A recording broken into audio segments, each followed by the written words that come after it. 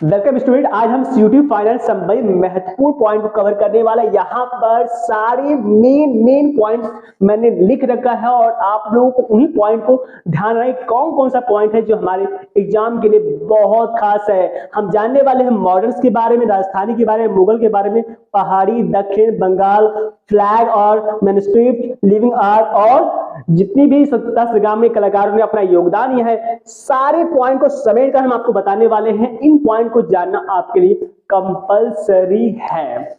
तो सबसे पहले मॉडर्न आर्ट्स में हम लोग प्रिंट मेकर को हम लोग जानते हैं, जो छापाकार है जिन्होंने अलग अलग टाइप से प्रिंटिंग किया है, जिनका नाम अनुपम सूद है, कृष्णा रेड्डी है, ज्योति भट्ट और सोमनाथ और चित्र प्रसाद और कृष्णा रेड्डी हैं। ये लोग छापाकार हैं और इनमें अनुपम सूद का मेन योगदान है। महिला चित्रकार है, उन्होंने जीवन के संघर्षों को उन्होंने प्रिंट मेकिंग के माध्यम से दिखाया है, जिसमें आप वो फॉल जो उनकी खास कृति आप उनको ध्यान जरूर दीजिएगा। यदि हम चित्र प्रसाद की बात करें तो हंगरी बंगाल वो मेन है।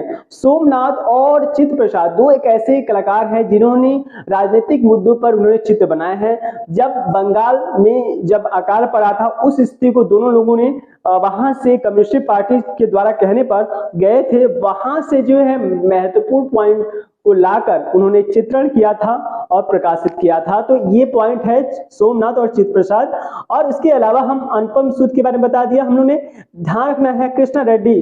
कृष्णा रेड्डी बहुत इंपॉर्टेंट पॉइंट हम ध्यान दे सकते हैं, जिसमें वर्लपूल एक बहुत ही बेहतरीन आर्टवर्क्स है, इनको भी आपको ध्यान देना है। उसमें आपको किस टेक्निक से बनाया गया है इसे जरूर देख लीजिएगा। इसके अलावा पेंटर की बात करते हैं, मकबूल फिदा हुसैन, एस.एस. रजा जी हैं, रविंद्रनाथ टैगोर जी हैं, अमिता जी हैं, गगेंद्र जी हैं और भूपेन जी हैं। इनमें ध्यान रखिएगा कि जो एम.एफ. हुसैन है ये खास कलाकार है घोड़े के चित्रण के लिए, लेकिन आपके सीयूटी सिलेबस में दो पेंटिंग आती है और मदर टेरेसा एंड किसान का परिवार, ये दो पेंटिंग इसकी है। एस.एस. जी का जो है माइक अमूर्तन जो है पेंटिंग उन्होंने किया है। और इसके अलावा रविंद्रनाथ टैगोर ने बिना सोचे समझे उन्होंने बनाया है डूडल पेंटिंग वो। और साथ में अमृता जी का जो खास आपको हल्दी ग्लाइडर दिखता है वो। गगननाथ टैगोर का जो है घरवादी जो सिटी है वो, प्लस जो है भूपेन खक्कर जी की पेंटिंग आप ध्यान दीजिएगा जो है जनता वॉच रिपेयरिंग। तो इन आर्टिस्टों को पेंटर में काफी बेहतरीन इनका आर्टवर्क्स है, जिनको आप गौर कर सकते हैं। इसके अलावा हम बात करते हैं स्कल्पचर में जो है प्रदोष जी और अमरनाथ जी, और हम बात करते हैं राम किंकर और देवी प्रसाद मिलानी और पीवी जानकी राम। अब यहाँ ध्यान दीजिएगा कि पीवी जानकी राम वही है जो तांबे की जो चादर से उन्होंने गणेश जी की मूर्ति बनाया है, उनको ध्यान रखिएगा। मिलानी जी की हम बात करते हैं तो ये उन्होंने सूती या जूट के माध्यम से जो मूर्तियां तैयार किया है वो एक अलग तरीके का बनाया है। एंड प्रदोष जी की हम बात करते हैं जुड़वा ब्रांच की खास स्कल्पचर है। अमरनाथ, इसमें अमरनाथ जो सर्कल है जो प्राइड अनहर्ड नाम की जो उन्होंने मेटल से कास्ट मेटल से बनाया है, ये इंपॉर्टेंट है। इनमें भी दो आर्टिस्टों के बहुत ज्यादा चर्चा होती है, राम किंकर जी का संथाल फैमिली, और यहाँ हम बात करते हैं देव प्रसाद जी का जो श्रम की विजय, वो भी आप ध्यान रखिएगा। इसके अलावा हम ग्रुप की बात करते हैं, ग्रुप 1943 में कलकत्ता ग्रुप, जो प्रदोष दास इसके नेता थे प्रमुख। इसके अलावा 1946 में प्रोग्रेसिव ग्रुप की हम बात करेंगे, जो एफ.एन. उषा इनके मेन नेता थे। यदि हम स्वामीनाथन की बात करते हैं तो 1819 के ग्रुप के जो है ये नेता थे। और इसके अलावा ध्यान दीजिएगा एक 1981 में एक जो है प्लेस फॉर पीपल नामक का जो है चित्रकला प्रदर्शनी लगाई गई थी, ऐतिहासिक प्रदर्शनी मानी जाती है, जिसमें 6 कलाकारों ने अपना योगदान दिया था। इसे आप अवश्य ध्यान दीजिएगा। बड़ौदा के जो ग्रुप है वह ये भी ध्यान दीजिएगा कि 1980 की ग्रुप है बड़ौदा ग्रुप। एंड उसके अलावा 1960 और 70 के दशक में जो है अमूर्तन जो कला है वो काफी खास रही है। 1930 के दशक में अमृता शेरगिल, गगननाथ टैगोर और यामी राय की जो है प्रसिद्ध ये कलाकारों का विशेष अपनी आधुनिक कला में विशेष योगदान है। गैलरी की बात करते हैं तो गैलरी में जो सबसे इंपॉर्टेंट है नगमा जो है, नगमा का फुल फॉर्म पता होना चाहिए, आधुनिक कला संग्रहालय नई दिल्ली का पॉइंट हम बात कर रहे हैं। यहाँ पर काला घोड़ा है और किसान का परिवार है, जुगा ब्रांच है, अनटाइटल्स है, डॉग्स है, गणेश है, अनसुना है, ये सब नगमा में रखी गई है।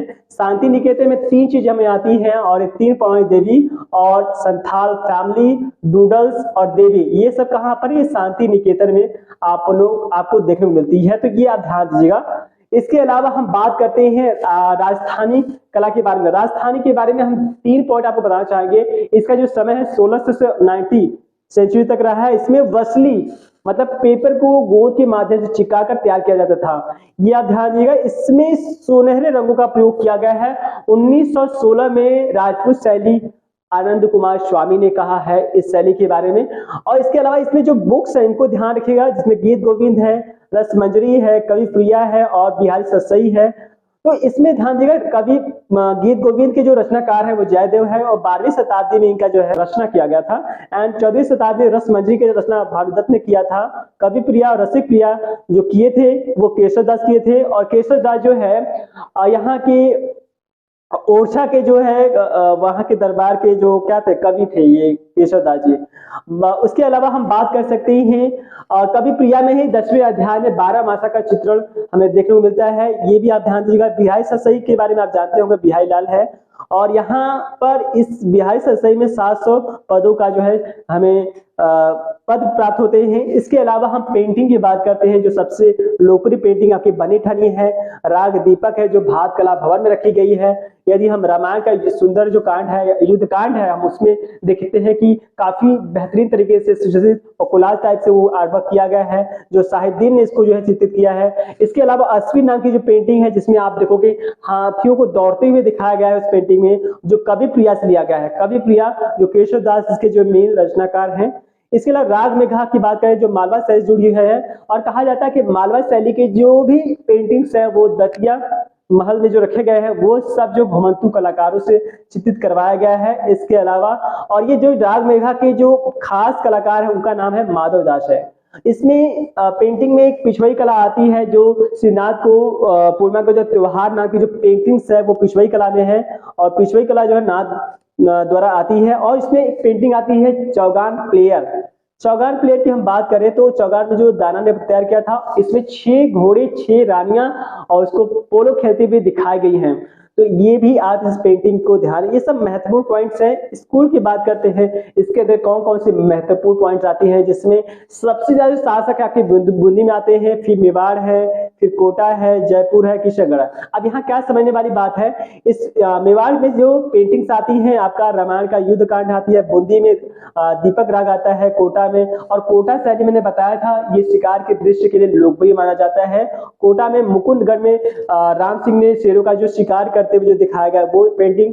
और जयपुर की बात करें, गोदनी का जो समय है वो जिसमें गायों की संख्या बहुत ज्यादा उस पेंटिंग में देखने को मिलती है। इसके अलावा किशनगढ़ में जो सबसे लोकप्रिय जो पेंटिंग्स है, ध्यान दिया किशनगढ़ में जो, और जिसके बड़ी ठनी के जो कलाकार है निहाल चंद्र है। ये निहाल चंद्र ने मंडप पे जो कृष्ण है और राधा को जो बनाया है, ये भी इंपॉर्टेंट। जोधपुर की जो पेंटिंग है वो है ढोला मारू। और बीकानेर के जो है कृष्ण गायों के चारों तरफ जो है मतलब गायों की ओर जो बैठे हुए हैं और वो बांसुरी बजाते हुए, ये भी चित्र इनके हैं। इसके अलावा हमको ये पता होना चाहिए, शासक के बारे में पता होना चाहिए कि किसके समय के कौन से शासक, जैसे बूंदी शैली के जो शासक है भोजी आते हैं, कोटा शैली के जो शासक का नाम आता है जगत सिंह आता है, जयपुर शैली के जो शासक है भारमल जी हैं, और किशनगढ़ शैली के जो शासक है वो है मान सिंह है। इसके अलावा हम बात करते हैं जोधपुर के जो है जसवंत जी हैं, और बीकानेर के जो शासक है अनूप सिंह है। तो ये जो शासक है महत्वपूर्ण शासक है, इन शासकों को आप जरूर ध्यान दीजिएगा, ये शासक हमारे लिए इंपॉर्टेंट है। इनकी विशेषता की बात करते हैं, राजस्थानी शैली की विशेषता क्या है, इसको ध्यान देना है कि मैंने बताया कि इसमें जो कागज यूज किए हैं वो लेयर बाय लेयर चिपका कर उसको तैयार किया गया है। और इसमें जो खास पॉइंट आती है, इसमें गिलहरी और ऊंट के बालों का प्रयोग करके जो है वो ब्रश तैयार किया गया है, और काफी सुंदर और महीन पेंटिंग हो पाती है। एक चश्मे चेहरे का प्रयोग किया गया है, और इसमें चटक रंगों का प्रयोग और सुंदर रेखांकन आपको इस शैली के अंतर्गत देखने को मिलती है। ये आप ध्यान दिएगा। इसके अंदर जो है आपको टोटल 12 जो है पेंटिंग मिलती है। क्या आप ये मैं सही कह रहा हूं?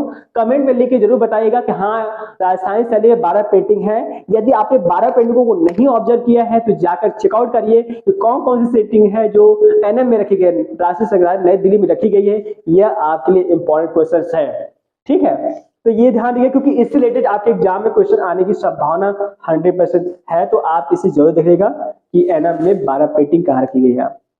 अब बात करें मुगल वंश। मुगल वंश आपको पता है कि इसमें जो शासन जो शुरू हुआ है और जो शासक जो स्टार्टिंग आता है वो बाबर आता है। इसमें आप बुकों के बारे में पहले बात कर लेते हैं। बुकों में जो है शाहनामा बुक है।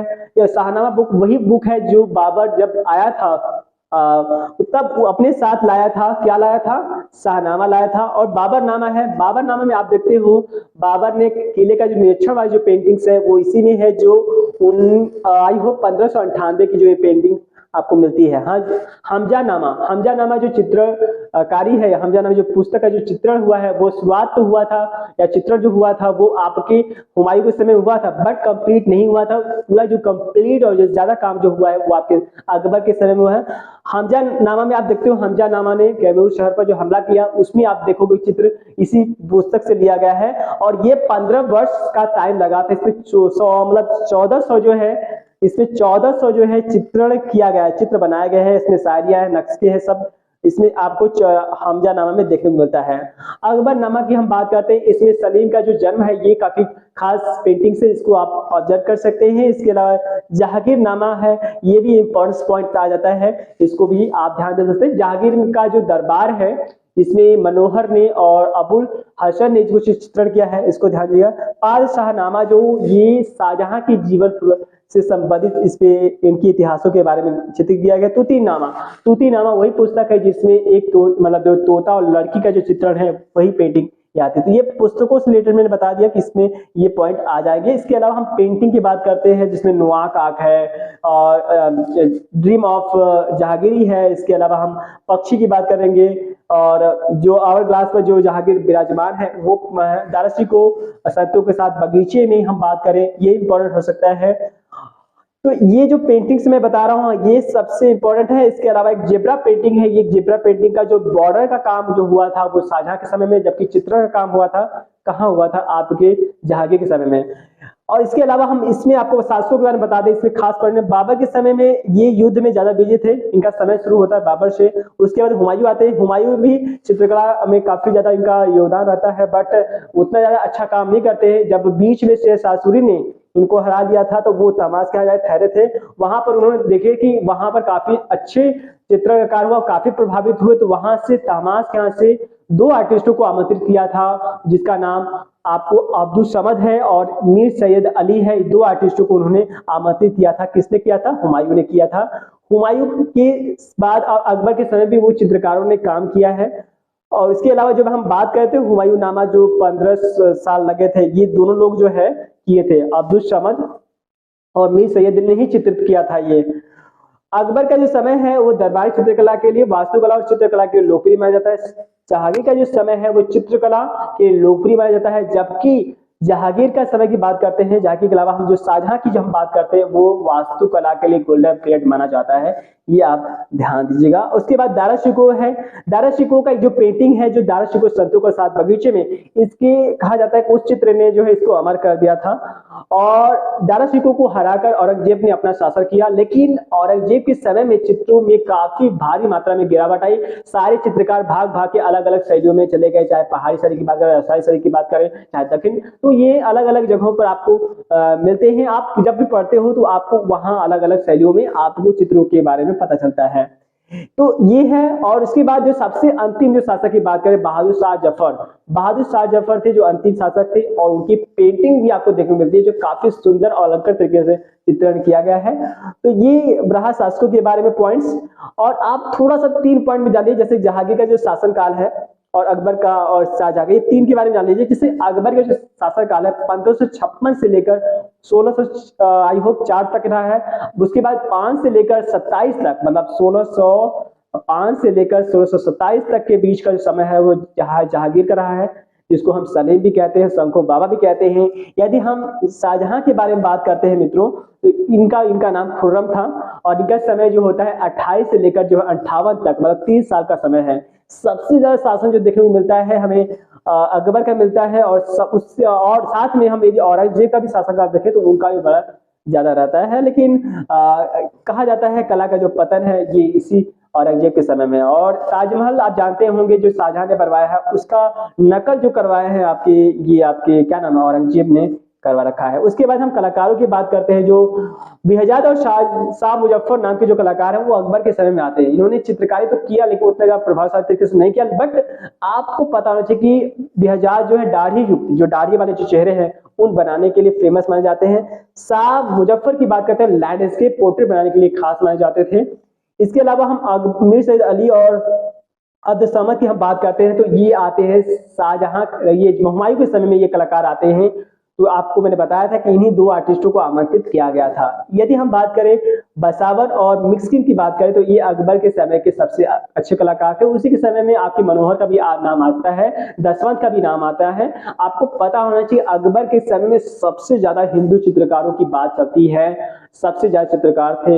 एक तो कोई ऐसी पुस्तक थी जिसमें अकबर नामक पुस्तक थी, 100 चित्रकारों मिलकर जो है चित्रण का काम किया था, ये आप इसमें बात आती है। इसके अलावा हम बात करते हैं यदि ये दो आर्टिस्ट है जिसमें जहांगीर के समय में सबसे लोकप्रिय माने जाते हैं, अब्दुल हसन नाम है और एक मंसूर है, एक मनोहर है। इनमें दो आर्टिस्टों का नाम हम ध्यान रखने वाले हैं। इसमें कि मंसूर है जो पक्षी और जेब्रा की खास पेंटिंग है। मंसूर को जो है अस्त्र नाम का जो पुरस्कार दिया जा चुका है, जबकि जमा नाम का जो पुरस्कार अबुल हसन को दिया गया है, ये आप ध्यान। इसकी विशेषता की बात करें तो ये मुगल वंश को जो है भारतीय कला का रीढ़ की हड्डी भी कही गई है, क्योंकि मीर कहीं ना कहीं अधिकतर जो शैलियां हैं उनसे भी उस शैली से प्रभावित हुई हैं। यदि हम विशेषता में नेक्स्ट पॉइंट की बात करें तो ये एक ऐसी शैली है जो भारतीय शैली, यूरोपीय शैली और फारसी शैली से मेल खाती है। और इसमें मेन पॉइंट करें तो इनकी पेंटिंग में आपको बॉर्डर जो है काफी अलंकृत देखने को मिलता है, और इसमें इसको और बेशकीमती दिखाने के लिए इसमें सोने के और रंगों का प्रयोग किया है, तो ये आप ध्यान दीजिएगा। इसके अलावा हम बात करें इसमें रंग बनाने के लिए उन्होंने हिंगू, लाजवत और हड़ताल जैसे वर्क किया है। इसमें इस मुगल वंश में जो है आपको पता होना चाहिए कि दरबारी चित्रकारी अक्सर देखने को मिलता है। तो ये रहा विशेषता पॉइंट्स है। इसके अलावा हम बात करते हैं पहाड़ी शैली। पहाड़ी शैली का जो समय है आपको 17वीं शताब्दी से 19वीं शताब्दी को देखने को मिलता है। और इसमें बुक की बात करते हैं तो आपका रसमंजरी है, रामायण है। जिस रामायण में आपको सांगरी के जो दो चित्र मिलते हैं, राम और लक्ष्मण विश्वामित्र को फॉलो करते हुए, और राम ने अपना स्वामित्व त्याग दिया, जो है वो पॉइंट्स आता है जो सांगरी रामायण से लिया गया है। और ये कुल्लू शैली का भी लोकप्रिय शैली मानी जाती है। इसके अंतर्गत गीत गोविंद भी आता है। गीत गोविंद को मैं कहूंगा गुलेर शैली के लोकप्रिय जो है ये पॉइंट आता है गीत गोविंद। उसके बाद भागवत पुराण आता है, इसे भी आप ध्यान दीजिएगा। तो ये यहाँ पहाड़ी शैली के लोकप्रिय जो है बुक्स के बारे में हम बात कर रहे हैं। यदि हम नेक्स्ट पॉइंट की बात करें तो पेंटिंग की बात करें तो जैसा कि मैंने बताया कि दो पेंटिंग तो बताया है। इसके अलावा जो है पूजा में बलवंत और कृष्ण गले लगाए हुए, और हम होली खेलते हुए जो कृष्ण है, और इसके अवसायिका नायिका है, कालिया मर्दन है, और ज्येष्ठ के महीने में प्रेमी जोड़ा जो पेंटिंग्स है वो बहुत इंपॉर्टेंट है। और जिस ज्येष्ठ के महीने में जो प्रेमी जोड़ा है ये 12 मासा से लिया गया है, तो ये आप ध्यान दीजिएगा। यदि हम गीत गोविंद की बात करें तो जैसा कि मैंने बताया था कि इसके लेखक कौन है और 21 शताब्दी में जो है इसकी रचना हुई है, तो ये आपको पता होना चाहिए, तो ये ध्यान रखिएगा। इसके अलावा हम बात कर रहे हैं कि बसौली की बात करते हैं। तो बसौली की जो राजा है वो कृपाल पाल है, शासक कृपाल पाल है। और यदि गुलेर की बात करते हैं तो गोवर्धन चंद्र है। और इसके अलावा कांगड़ा शैली की बात करते हैं संसार चंद्र के बारे में। मेन पॉइंट ये है कि ये इनके समय 10 वर्ष की आयु में ही वो अपनी गद्दी बैठ गए थे, और इनके समय में इनका गोल्डन पीरियड माना जाता है कांगड़ा शैली के महत्वपूर्ण चित्रों को बनाने के लिए। इनका समय बहुत ज्यादा लंबा हो जाता है। जैसे कि आप इनके समय में देखो तो 1775 से लेकर 1823 तक काफी लंबा समय तक इन्होंने अपना इस कांगड़ा शैली में अपना योगदान दिया है, तो ये आप ध्यान दीजिएगा। इसके अलावा हम बात करें कलाकारों के बारे में बात करें तो बसौली शैली में जो सीरीज में काम किया गया है, जिसमें आपको 2 पॉइंट आता है, जिसमें कि रामायण में जो सांगरी जो रामायण है ये इसी पॉइंट की श्रृंखला है। यदि हम कलाकारों की बात यदि हम कर ही रहे तो गुलेर शैली के कलाकार का नाम आता है मनकू, और ध्यान दीजिएगा नैनसुख है, ये गुलेर शैली के प्रमुख कलाकार है। मैं इनके बारे में बताना चाहूंगा कि इनके जो पिता है शिव प्रसाद जी है, शिव पंडित जी नामिका है, तो इनको कहा जाता है कि ये इन्हीं शैली की, इन्हीं की वजह से जो है ये शैली आई है, तो ये इन्हीं का योगदान मानते हैं पंडित शिव जी को, मतलब ये लोग मानना है। और इन्हीं के 2 बेटे हैं मनकू और नैनसुख। मनकू का जो नाम है पूरा नाम वो है मानक है, मानक के नाम से पुकारते हैं। नैनसुख जो है जसोड़ा चले गए थे अपने मेन जो जगह को छोड़कर, गुलेर को छोड़कर, और उन्होंने बलवंत के जीवन से संबंधित अनेक जो चित्र बनाए, जिसमें बलवंत पूजा में बैठे हुए हैं और बलवंत के साथ जो अपने चित्र दिखा रहे हैं, वो भी चित्र इनका इंपॉर्टेंट है। उस चित्र को आप एक बार ऑब्जर्व कर लीजिएगा कि बलवंत को जो चित्र दिखा रहे हैं वो कौन सा है, उनके बीच में जो बैठे हुए उसमें क्या हो रहा है, इस पॉइंट को आप ऑब्जर्व जरूर कर लीजिएगा।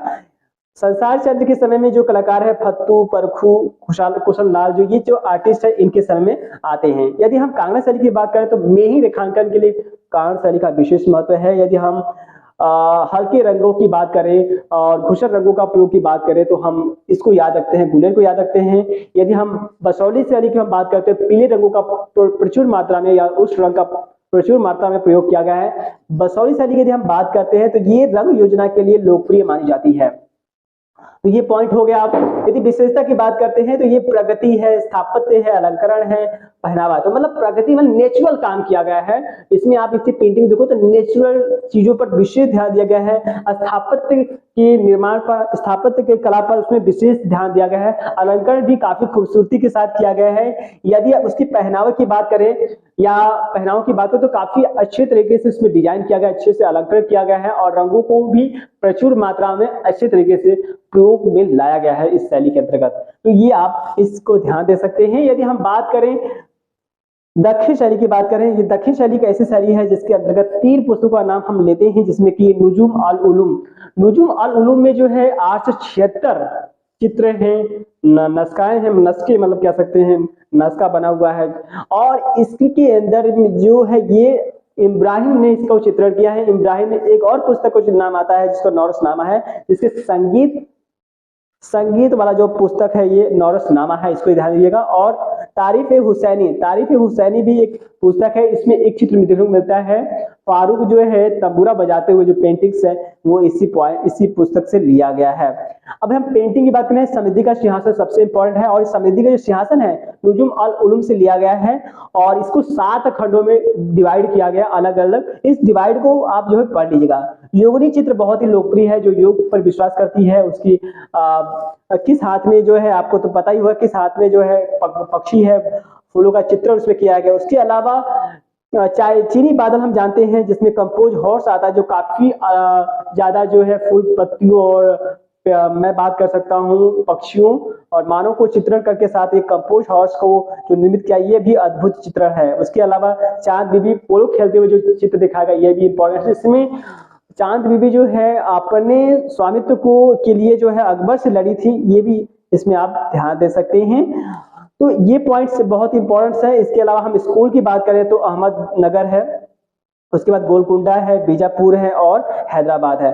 तो इसमें जो खास पॉइंट है वो गोलकुंडा बहुत इंपॉर्टेंट आ जाता है, क्योंकि गोलकुंडा में इसमें कहा जाता है कि ये जो स्वतंत्र हुआ था 1512 में स्वतंत्र हुआ था। यहाँ पर वस्त्र धातु का व्यापार होता था। यहाँ पर 17वीं शताब्दी में जब यहाँ पर हीरा पाया गया तो ये काफी ज्यादा जो है यहाँ के लोग प्रसिद्ध होने लगे, ज्यादा पॉपुलर होने लगे और यहाँ की जो चित्र है, गोलकुंडा के जो चित्र है वो बाहर ले जाए लगे, जिसकी वजह से गोलकुंडा और ज्यादा चर्चित हो गई है। यहाँ 8 फुट का जो लटकन बना हुआ जो चित्र है वो आपको यहीं से देखने को मिलता है। बीजापुर में हम बात करें तो ये योगिनी नाम का जो चित्र है और समृद्धि का सिंहासन है जो आपका कहाँ से लिया गया है, ये आपका ये बीजापुर से लिया गया। हैदराबाद में जो बाद में एक चित्र आता है जो जैसे कि एनएम में रखा गया है और वो चित्र हम बात करते हैं निजामुद्दीन औलिया जो संगीत बजाने वाला जो चित्र है वो इसी पॉइंट से लिया गया। इसको भी आप ध्यान दीजिएगा। यहाँ बताया जाता है कि हर साल जो है कव्वाली होता है और कहाँ होता है, इस पॉइंट्स को भी आप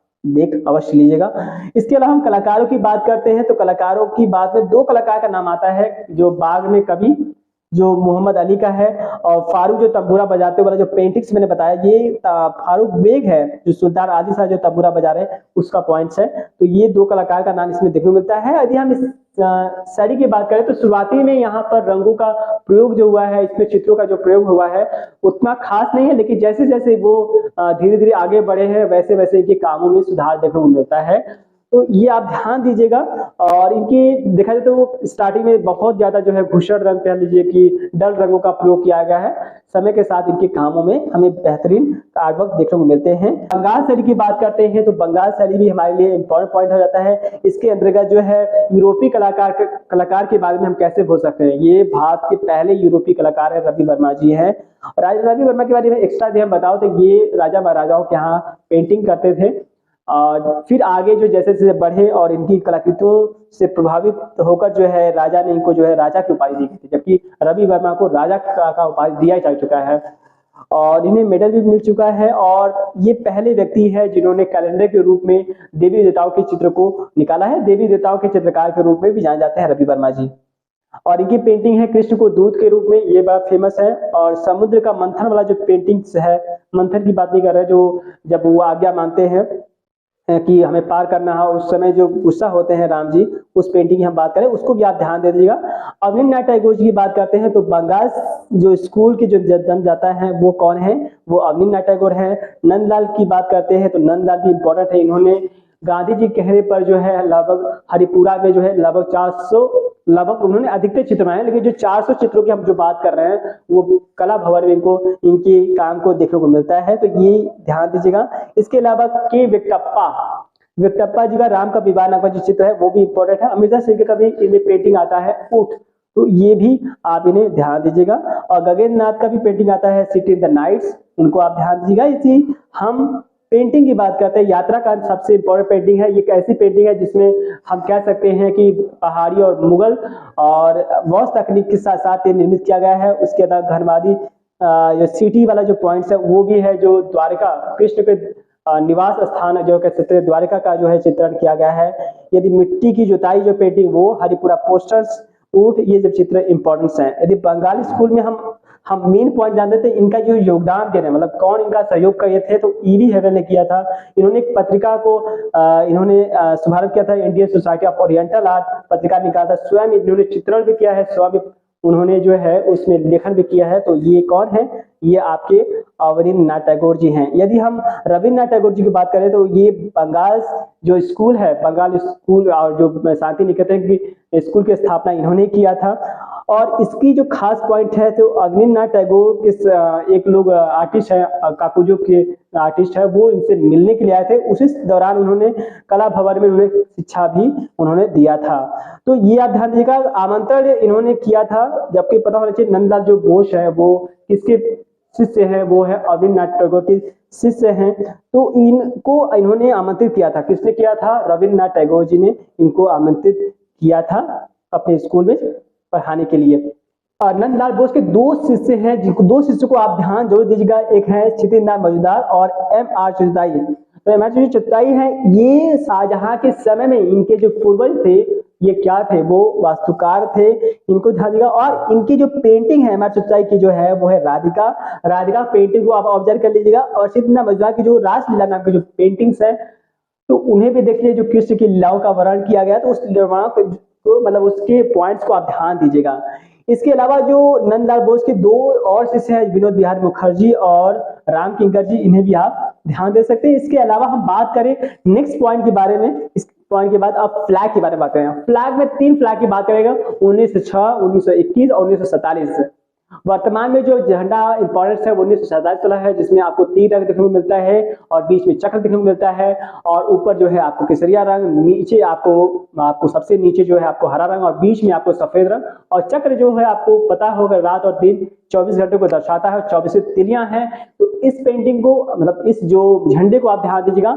और इस झंडे में जो पहला झंडा है, जो भारत का जो सबसे पहला झंडा कहा जाता है, वो है कौन सा, जो बागान पार्क में जो क्या कहा था, फहराया गया था, उसमें उस झंडे के आप अंदर देखोगे कि 8 कमल बनाए गए हैं, वो आप ध्यान देगा। नीचे की तरफ आपको क्या देखने को मिलता है, एक चांद दिखाई दिया है और एक चांद के अंदर जो एक स्टार बना हुआ उससे और एक सूर्य दिखाया हुआ। तो उस चीज को ऑब्जर्व कर लीजिएगा, क्योंकि उस झंडे के अंदर जो है बीच में जो पीला रंग है, पीले रंग के बीच में देवराई वर्ड जो लिखा हुआ उसको आप ध्यान दीजिएगा। ऊपर कौन सा रंग है, नीचे कौन सा रंग है, उससे आप ध्यान अवश्य देगा।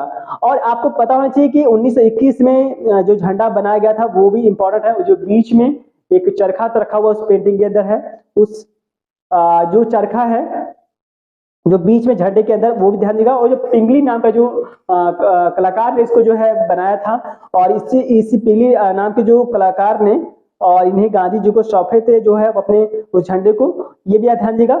इसके अलावा हम जो खास पॉइंट है 1927 का है, जो ये अंतरराष्ट्रीय लेवल का हमारा जो फ्लैग है, इसे आप ध्यान देगा। इसमें हम बात करें हमारी राष्ट्रीय झंडे की बात करें तो ऊपर का जो केसरिया रंग है वो समृद्धि और साहस का जो है प्रोत्साहन देता है, और जो बीच में जो सफेद रंग है वो आपको क्या देता है, वो शांति का देता है। हरा रंग की हम बात करें तो खुशहाली का हम बात करें और समृद्धि की बात कर सकते हैं, तो इस झंडे के बारे में ये पॉइंट जो विशेष पॉइंट है। और इसमें सबसे इंपॉर्टेंट है अनुपात, 3:2। ये पॉइंट आप ध्यान दीजिएगा, ये पॉइंट आप लोगों के लिए इंपॉर्टेंट हैं। जिसमें मैं आपको यदि झंडे में बात करूं तो हरा रंग जो झंडा है वो आप लोग को मतलब मुस्लिमों को हिंदुओं के लिए जो मेन झंडा है वो कौन सा है, वो आपका लाल रंग है। तो ये भी पॉइंट है। इसके अलावा हम मैन्युस्क्रिप्ट की बात करते हैं। मैन्युस्क्रिप्ट में जो है विष्णु पुराण जो धर्मोत्तर वाली जो पुस्तक है वहां से हमारे पॉइंट शुरू होते हैं, जिसमें तीसरे खंड में जो है चित्रसूत्र नाम का पॉइंट आता है। चित्रसूत्र में क्या किया गया है, उसमें चित्रकला के उत्पत्ति के बारे में बताया गया है। और इसके अलावा एक कल्पसूत्र है, कल्पसूत्र के अंतर्गत 3 चित्र आते हैं, इन्हें भी आप ध्यान दीजिएगा। इसके अलावा जो है निमतनामा एक ऐसी पुस्तक है जिस पुस्तक के अंदर जो है दवाओं के बारे में, पकवानों के बारे में उसमें बताया गया है। तो इस पुस्तक के बारे में, और एक ग्रह पिंड की और बीच की जो दूरी है उस चित्र को भी देख लीजिएगा, जो 17वीं शताब्दी की है। और इसके अलावा जो इसके अंदर जो त्रिशला का जो 14 स्वप्न है और महावीर जी का जन्म है, लोकेश्वर है, इन पॉइंटों को भी आप देख लीजिएगा, क्योंकि जो ताड़ के पत्रों पर जो चित्र का काम जो है इसी के समय हुआ था। मैन्युस्क्रिप्ट को वो पॉइंट इसमें से देखने को मिलता है। लिविंग आर्ट की बात करते हैं तो लिविंग आर्ट में पॉइंट में क्या पढ़ना होता है, मिथिला पेंटिंग जिसको मधुबनी पेंटिंग कहते हैं, जो बिहार की है, वर्ली पेंटिंग जो महाराष्ट्र की है, ये भी आप ध्यान दीजिएगा। इसके अलावा हम गौर पेंटिंग की बात करते हैं, ये भी पेंटिंग इंपॉर्टेंट है जो आपका मध्य प्रदेश में है। पटचित्र जो कपड़े की जो चित्रकला है वो भी आपके गुजरात में फेमस है। और फॉर ऑफ राजस्थान, ये भी एक ऐसी फॉर ऑफ राजस्थान है जिसमें स्टोरी पर अपना सब्जेक्ट जो है तैयार किया जाता है फॉर ऑफ राजस्थान में। उसके बाद ढोरा कास्टिंग जो है कि ये भी मेटल्स जो है तारों के जरिए जो है एक मतलब मूर्ति तैयार की जाता है, इसको भी आप ध्यान रखिएगा। और टेराकोटा जो मिट्टी मतलब बर्तनों को पकाकर जो बनाया गया था, जो खिलौने हैं या फिर मूर्तियां हैं तैयार की जाती है, ये आपके टेराकोटा अंदर आती है। तो ये पॉइंट आप ध्यान दीजिएगा। अब स्वतंत्रता संग्राम में जो भारतीय कलाकारों का विशेष योगदान है इसे आप मत भूलिएगा। और इसमें जो है अवनींद्रनाथ टैगोर का विशेष योगदान है, और उन्होंने बाकी जितने भी कलाकार थे, जितने भी कलाकारों को उन्होंने प्रेरित किया है, युवा छात्रों को उन्होंने प्रेरित किया है। जबकि आपको पता होना चाहिए कि यूरोपीय जो ब्रिटिश जो सरकार थे वो युवाओं को और बाकी लोगों को जो अच्छे खासे कलाकार थे उनको क्या कर रहे थे, प्रेरित कर रहे थे।